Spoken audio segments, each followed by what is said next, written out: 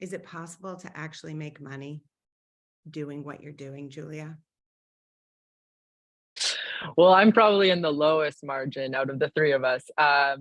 Yeah, nutraceuticals and obviously wellness products would be awesome. But yeah, in food, it's pretty tough just because it's very commoditized and it's a race to the bottom. So I think until people en masse understand that it's not abstract, that what we eat every single day is an opportunity to create wellness long term, and that's still very abstract for a lot, it's going to be tough. So I don't know. I But you're here haven't, for it. But you're here for but it. I'm here for it. Yes, I'm here for the pain, And we're regardless here of for you. profit. And we're here Yeah. for you.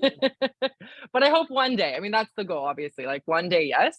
But I think in the interim, I'm just trying to be that one little, bright star trying to change the food industry. So that's, yeah. But I will say, yes, I suspect it's possible in our archaic supply chain of the way CPG and food is done. They make it very tough, which is why everyone has to ultimately compromise, because in order to go big and make an impact, it is extremely difficult. And we are one of the few scaling fruit and vegetable and seed-based snacks. Yeah, we're basically having to forge our own path because it really hasn't been done before. It's so difficult to make a margin. So thank goodness you're a bright star. Thank goodness we're trying.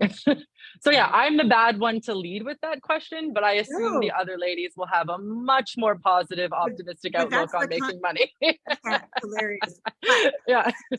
Like, joking aside, right? It's not like that's your truth. And so it's not a bad one to lead with. This is the stuff we all need to hear. Like, here's somebody, like, that's why we want to support you. So if you said to me, my crackers are $10 this week, I'd be like, okay, here. Like, it's almost like a donation should come for each of you guys with purchase. Like, would you like to give a little bit more? And that's why the Wellness Intelligence Collective, it's pay your own value. It's, did you get value? Is there something? Because we want to make it accessible for everyone. And Adrienne, I hear you say your product's not for everyone, right? It's a luxury item and you can get cold exposure other ways. But at the end of the day, it's so sad that it's a luxury item because it seems like a much better thing to do than buy a hospital bed and tons of pharmaceuticals for healing. So that's just my personal insert in that. So Julia, I don't think it's bad. I thank you for being a bright star. And I hope everybody that's listening to this goes and buys at least one of everything from your lineup just to support your voice, that we need that there. Okay, Adrienne.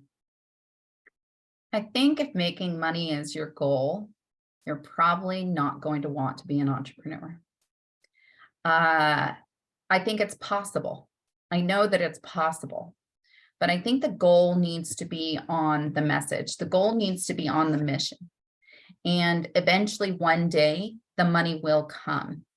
And we are forging a new path. What Brandi's doing, what Julia is doing, what I am doing, we are forging, Morosco Forge, we are forging a path that has never been walked before. So the jury can still be out on whether or not that is a profit, making endeavor. I mean, we were in the black for the very first time in December of 2022. So, it still, that doesn't necessarily mean money in the bank. So I think it helps to adjust, first of all, what we value. If we value money, if we value the paycheck, then maybe we should work for someone else and just get a paycheck. But if you value health, if you value alignment in the world, if you value sharing knowledge and information to help us one individual at a time to another individual at a time to heal the world, then your gains are priceless.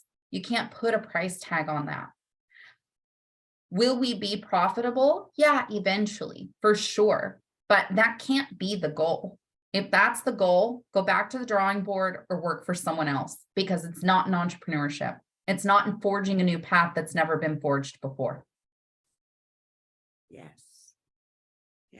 I there's hands together from Julia in a virtual way, and Brandi, I saw it doing too. We're all need to clap for each other. Brandi. Yeah. My mom taught me that it's love, not money, that makes you rich. And I think that 100 times in a day, because 3 years ago when we sat down at the table, the answer to me was no, you cannot make money if you want sustainable packaging and the highest quality mushroom extracts available on this planet today. and you want to stay here and do it where we live. No, you're not going to make money. And we just did it anyway because my husband's amazing. And he's like, well, we'll give it a go. But I've been told, no, you cannot have compostable packaging. It's so expensive. Well, then I don't want to do it. Okay, well, I guess we'll do it. And you can do it. You can do it. But like these ladies have said, it is tears and rainbows. There's not a week that there's not tears in our office, and it is over us having made decisions that are the hard ones. Like I want that packaging. We are lucky, like Julia's saying, we're at a price point where for me, I can spend the extra on the packaging, be the premium product, and stand behind that. I don't know how, Julia, in the food industry, people make those hard decisions. So I'm grateful to be kind of that category where I can really stand behind my values.